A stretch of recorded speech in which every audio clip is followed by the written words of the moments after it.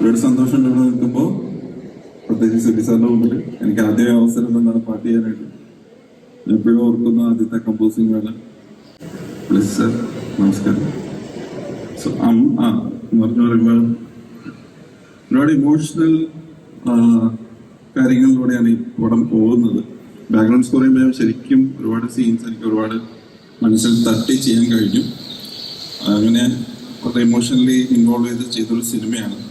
So നിങ്ങൾക്ക് എല്ലാവർക്കും ഈ സിനിമ ഇഷ്ടപ്പെടുമെന്ന് വിചാരിക്കുന്നു. ഇതിൽ ഒരു വളരെ ഡിഫറെൻ്റ് ആയിട്ടുള്ള സോങ്സ് ട്രൈ ചെയ്തിട്ടുണ്ട്. സോ ഭദ്രാരജൻ ഉണ്ട്, ഇവിടെ അദ്വൈത പത്മകുമാർ, ഇവിടെ എല്ലാവരും പാടിയിട്ടുണ്ട്. സെബ ആൻഡ് അതർ സിംഗേഴ്സ്. ഇത് വർക്ക് ചെയ്തിട്ടുള്ള എല്ലാ ക്രൂ മെമ്പേഴ്സിനെയും താങ്ക്ഫുൾ ആയിട്ട് ഇവിടെ അഭിസംബോധന ചെയ്യാൻ ആഗ്രഹിക്കുന്നു. പിന്നെ തോമസ് ജി, നമ്മൾ ഒരുപാട് സിനിമകൾ ചെയ്തിട്ടുണ്ട്. ഭയങ്കര കംഫർട്ടാണ് അദ്ദേഹമായിട്ട് വർക്ക് ചെയ്യാനായിട്ട്. നമ്മളെ ക്രിയേറ്റീവ് ഫ്രീഡം മാക്സിമം തരുന്നൊരു ഡയറക്ടറാണ്.